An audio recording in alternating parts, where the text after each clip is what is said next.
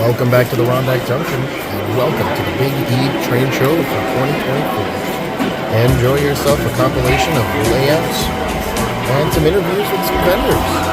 Hope you enjoy.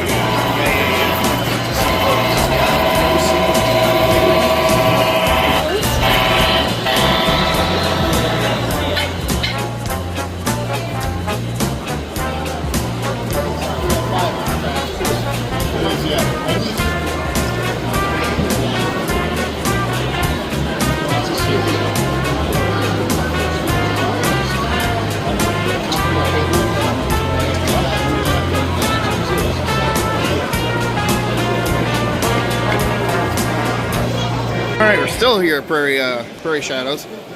Hi, Jeff. Name's Eric. Marcel sent me your way.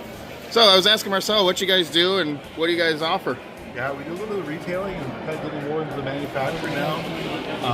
We've got a hopper and a box car out now, and we're working on an auto rack, a PD 5000, and down there our first locomotive, the GP20 Eagle. Oh, that's on the. Yeah, just over here. That's on the thing right there. Okay. You know what's funny is I saw one of those up in Newport, Vermont. Yeah, someone else actually from Newport called me a couple weeks ago and said that they're using them for all the local work. I wonder if that's one of our crews too. Maybe. Probably. Yeah. Probably Spanky. Yeah, I don't remember his name. Now, do you guys do all the custom weathering yourself? No, Rob Arsenault from Weather My Trains did the custom weathering. Okay. And That's really good work on Yeah, it. he does wonderful work. Yeah. Well, thanks for answering a couple questions. Yeah, I was just wondering. nice trying meeting to get better at recording panels and all that fun I'm stuff trying to get too. better at speaking, so it works out. Well, nice to meet you. Enjoy the rest of your day. So, do you guys make all these? Yes, we do. How long have you guys been doing I have a that? whole bunch of minions in my basement. We just all. Oh, sweet. So you got like a little factory going on down there. Spring Creek Models, Spring Mills Depot. I said Spring Creek Models. I know. They're a hobby shop. Yeah. They're not a manufacturer. You guys manufacture all the stuff. Well, we think we have the best 10-year-old girls in China to put it together for us. Jeez. But these look really good. Thank you. And these are just engineering samples. Just to show us how the parts go together. This is nothing close to what the production runs will be. These look like they make awesome kits too. Well, we are going to offer some undecorated kits, but I don't know if I want to be adventurous to put them together. Putting one together, just enough. Then we got the box of parts first. Yeah. So I grabbed enough parts and I started putting stuff together. It took me half a day to put them together. Yeesh. Well, I had to pull the CAD out, I had to look at the CAD, I had to line this part up with that part, that kind of stuff. Figure out what went where and how and what. This is supposed to go on this car or that car. Take a look at the Apex platform on the end there. If you look down on it, you can see all the wheels underneath. I mean, like look down like this way towards the end right there. Oh, Isn't that cool? that is cool. Just like the prototype. You can see the wheels down there. Yeah, you see them down through the. You see the sill and everything else, the supporting brackets. Here, let me get it to focus. There it is. Oh, now you really see the wheels in there. Oh, that's really cool. I wish I still did HO scale. These are HO. I know. He wishes he did. Oh, My scale got bigger. I'm up to 7 1/4 inch now. Are you really? Oh, wow. That's like the car we saw yesterday. Yes, it is. It's some big stuff. Well, yeah. We saw a B&O gondola over there. Actually, it was over there. Yeah, it was over Well, there. the club I run at is over probably on the other side, Adirondack. They're probably over there. They usually bring a steam engine with them. Okay. I'm probably going to go find them out. But thanks for talking to you, Thank you. Eric. No problem. Appreciate it. I'm Bill. Appreciate it. I'm Ken. Hopefully I see you guys out there more often. Because I've seen a couple of Spring Mill stuff in stores. Yep. But it's the first time I've actually seen you guys at a show. We're here. We're in this spot every year. Have been for the last. Well, When they opened the building, we were against that wall over there. So we've been in this building since it was open. At least 14 years. well, usually I don't get through the whole thing. Now I've got 2 days. I'm actually down here for both days. Where are you from? Was from New York. Now I'm from Vermont. Okay. So you should be able to show every year. I try to. I just never get through the whole thing at once. Right. It's a big show. Trying to do it all at once. It's like hard- it's like the Bronx Zoo. You don't get through the whole thing in one go. Right. You don't get through this show in 2 days. Not see it all. Not too at all. My goal is to get through at least 2 of the buildings today. So I guess I should probably keep moving then. There you go.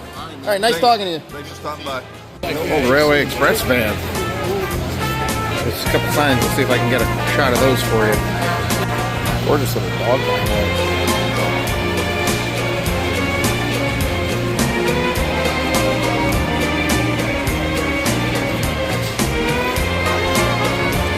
There's one hauling him out.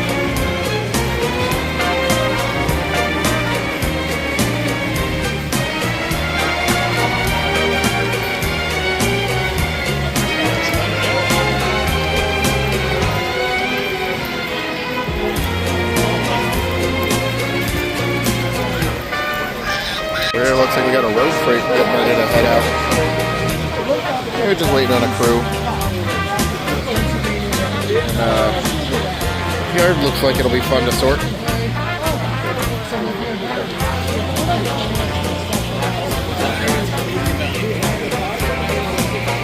Oh, hey.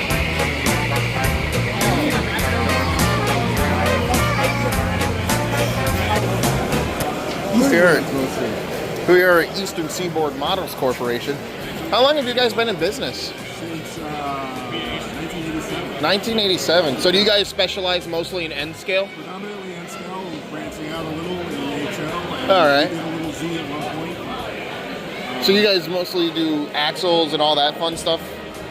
The wheels, these are the wheels that we use on our products, and we decided to market them separately. All right. So they do very well, so we expanded the line, and we'll continue to do so as long as the demand is there. Now, are there different size wheels, or is it, Different diameter wheels and different axle lengths. okay.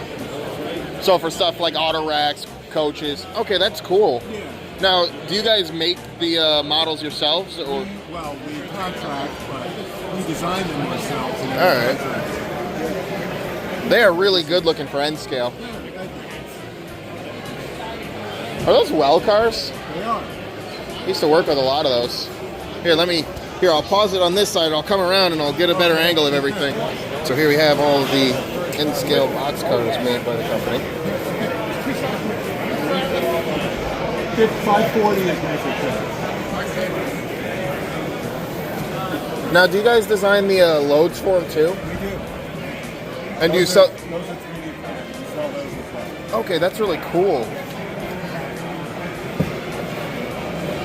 Oh, that's awesome. Well, thanks for the little interview. You're welcome.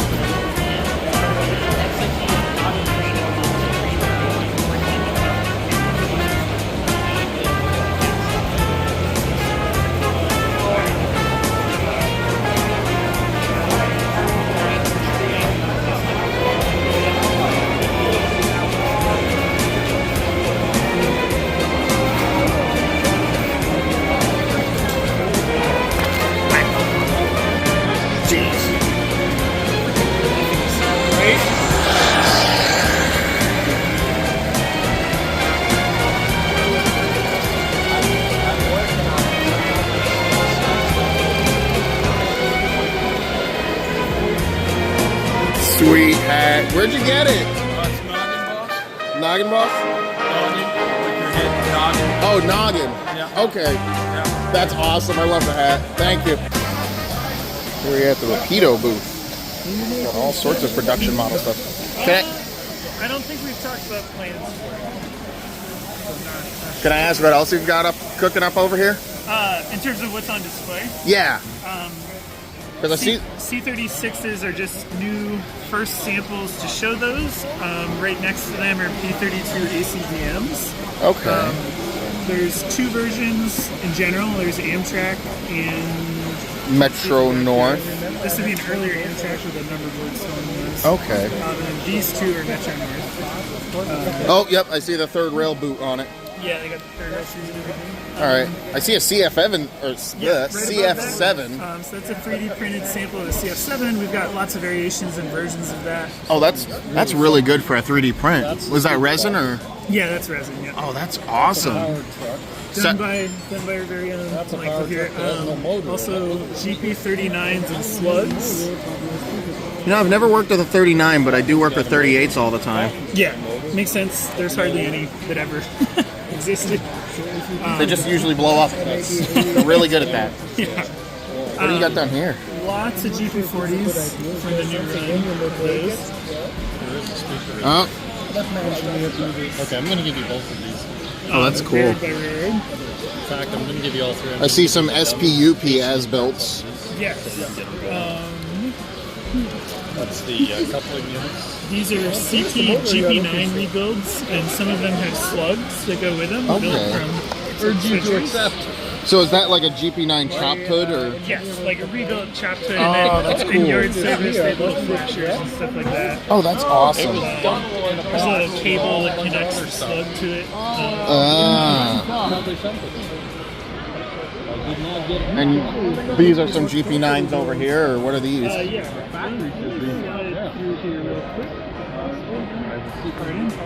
Sorry. SD10s. That's a Milwaukee SD10, a CNW rebuilt SD9, other SD9s, and some are SD7s like the SP. I didn't know there was ever an SD10 at all. Yeah, like Chopnose rebuilt by their own shops. I see some Metro stuff up here. Yeah, Metro F40 PHMs. The Pooches. And that's not the Pooch. That's the Winnebago. Yeah, yep, exactly. And then above that's one of the NPCU cab cars. Oh, that's cool. These are all within a month. They'll be around. Ooh. What do you have here? I'll swing around the table. I'll start filming from that side because I got some more questions about the stuff you've got going on over there too. I mean, honestly, I can point it out if you keep going. All right, yeah. So just keep working our way down. Place to get over here. These are CTA 2600 L cars. Those are just a first kind of tease of those. We haven't announced them yet. Probably in a couple months, we will. Okay. Toronto's first subway with the display platform. BART, which are now in stores. This is a 4-car set, and then a C car, which is a different M car. Okay. Looks like you got some MBTA cars over here. All the new run of Comet cars that are coming out soon. And I see a turbo train. Yep. That's cool. Now, what type of radius would this be able to handle, or is that about what it's maxed out at right where it's curved? I mean, usually, for sure 22, maybe a little bit tighter because it does, you know, it's got the flex, and I can see the actual rubber gaskets between the coaches. That might be good for slightly tighter. I don't know off the top of my head. Ooh. A skiddly caboose. Yeah, yep. That's really cool looking.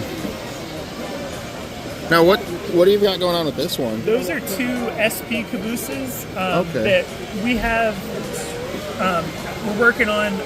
Those are resin printed samples just to show something on them. But, Okay. And then we have this new run of SPG70 box cars with a lot of different variations of patch outs and things like that. Oh, and they've got cushion underframes and all that fun stuff. Yep. It'd be fun if someone managed to figure out a way to get cushion underframe to work in HO scale, but then you'd have the fun operational challenge of, man, I hate cushion underframes with long drawbars. Crazy people have. Oh, I've never actually seen it. If you look it up, I bet somebody has. Oh. And then those are the Berlin Mills cars, which are really close to being in stores too. Oh, those are cool. And I see some patched out ones, the BKTY ones. Some old Pan Am boxes, Guilford, B&M. Oh, that's cool. You guys got a lot of cool stuff cooking up and coming out. Well, nice talking to you, Eric. My name. Oh, careful, I don't want you. No, it's the longest. Probably should have chosen a shorter table to do that. Thanks, Jeff. Yep. Over here, the Just Plug system by Woodland Scenics. And this is a really, really nice looking townscape. Now, if I get the camera just right, you'd think I'm just kind of walking along in here.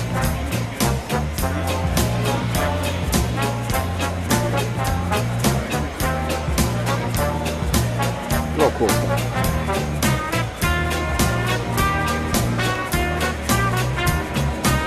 I gotta say, this is some of the most realistic looking weathering on a barn I've ever seen. Here you have all your light bulbs, the dimmer controls. And these controls. Oh, yep, there it is. That's Deuce's bike shop sign back there. What else do we have?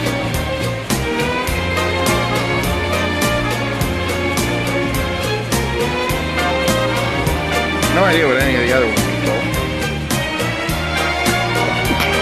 Ooh. This looks awesome. Nice waterfall looks awesome.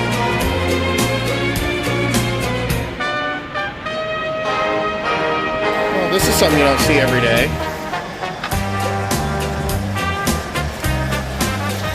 That's special.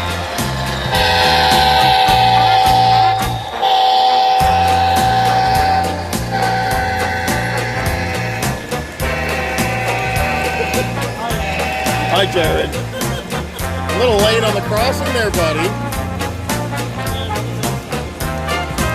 A little late on the crossing. This guy keeps popping up on the channel. You're going to see him a lot.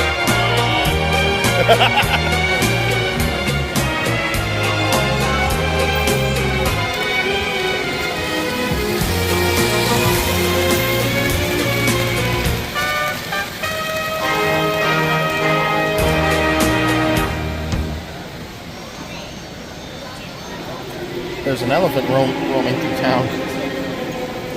Those are gorgeous buildings, though.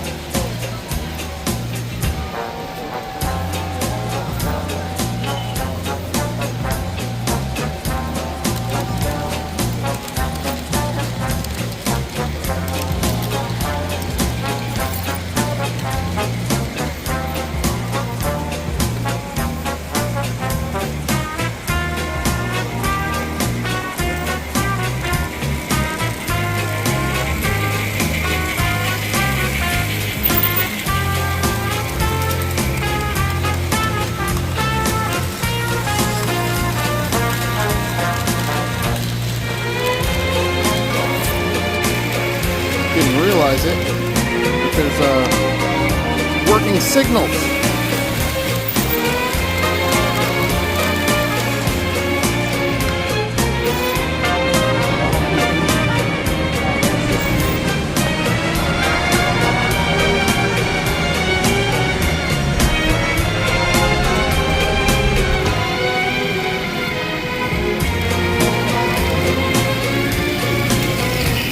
Pull right up to the signal.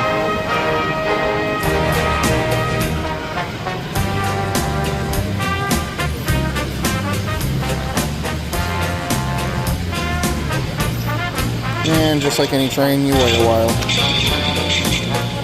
Oh, there it goes. That's really cool. And once that train enters the block, it drops right back down the road. German engineering at its finest. Great steel plant. How you doing?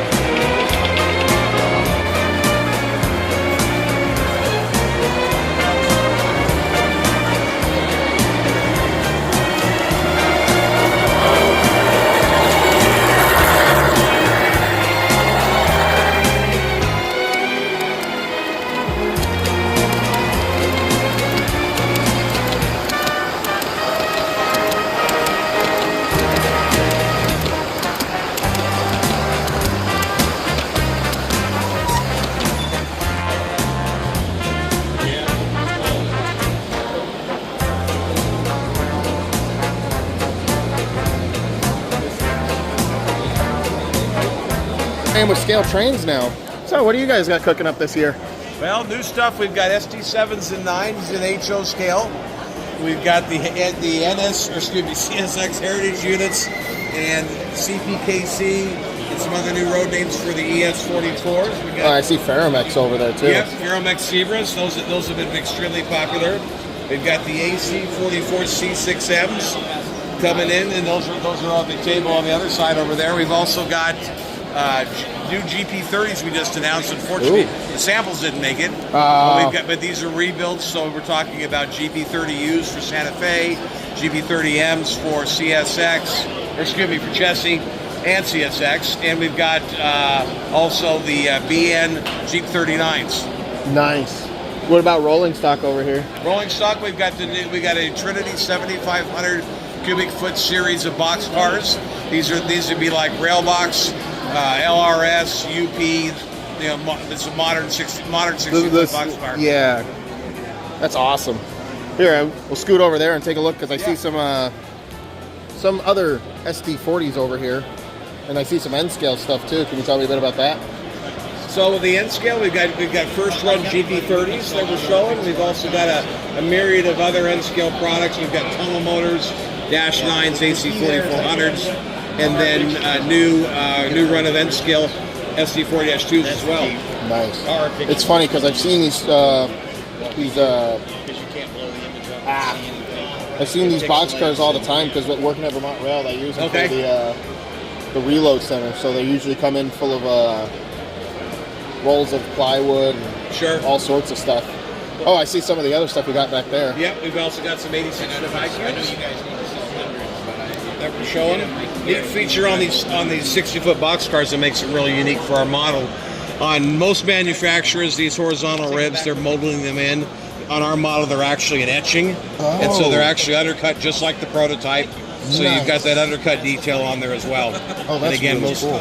Nobody else is doing that detail accurately like that. Well, that's what you guys are all pretty much known for, is all the scale stuff, the detail. We certainly try.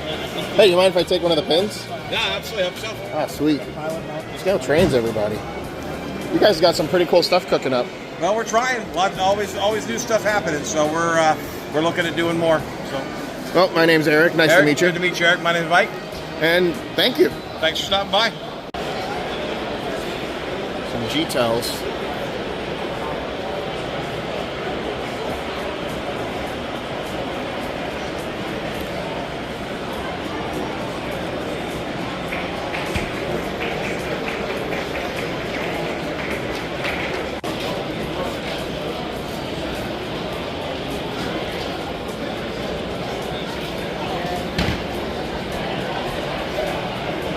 Farmington. How you doing? Hey, my name's Eric. Eric, I'm Stuart Ryan. I'm a carpenter at the WWF Railway, and the last project I've been working on the last 3 years is building a 3-stall engine house that was just like the one that was in Wiscasset in 1894 to 1930. So that's one of my projects I've been working on. How far along are you? We're about 90% done, actually.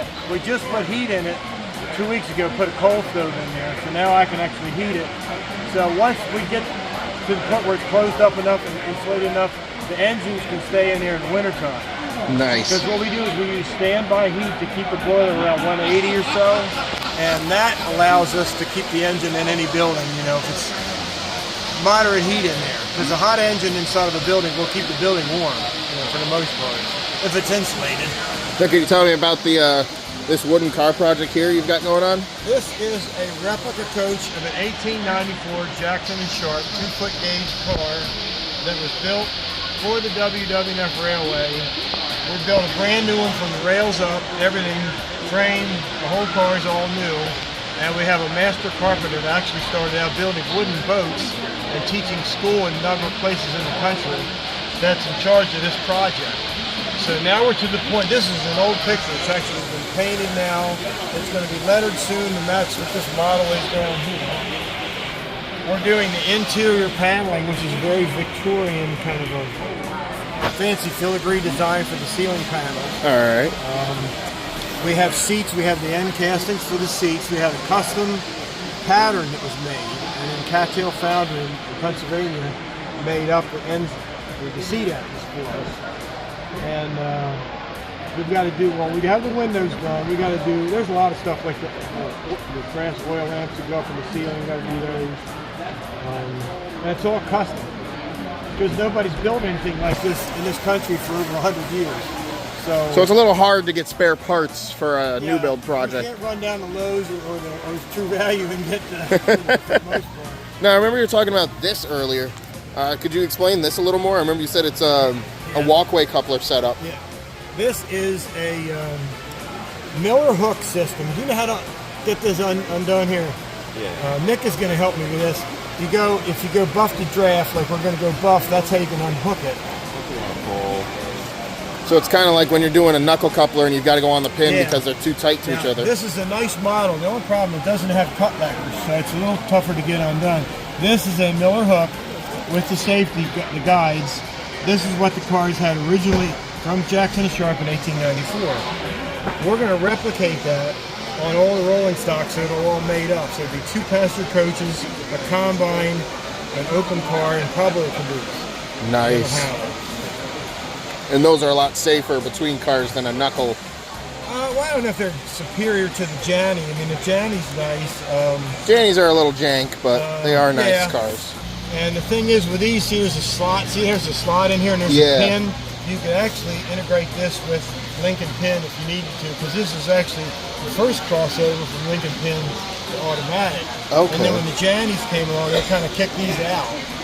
So I can see why. Yeah. But those do look like they would be a little bit closer, have the cars a little bit closer than you would with a Janny or a knuckle. Well, that's what this gauge does. We figure we can go through at least like a 19-degree curve and we will not have a problem because of the give. If you see your draft gear here with the shank springs on it, instead of having the cheek irons like regular draft gear, it has these plates and it controls everything. So we should be able to get maybe even through a 20-degree curve without smacking these end sills. Yeah, without bumping the end sills a bit. Now, remember we were talking a little bit before I started filming. You said you also got a 2442. We're building a brand new Baldwin style from around 1907, 2442. I'm sorry, 244T. 244T. Yeah, it's a Forney, but it's a Forney with a pony truck on it. Okay. How far along are you guys with that project? We have the complete chassis. We have the tender truck done. The pony truck is, we have most of the parts we haven't assembled yet, but it's almost there. We had a company cast up the driver centers and we have the tires, so they have to be mated up and we have to press on the axles. We're hoping that by sometime later this year, the whole thing can be on its wheels. Nice. So we can move it.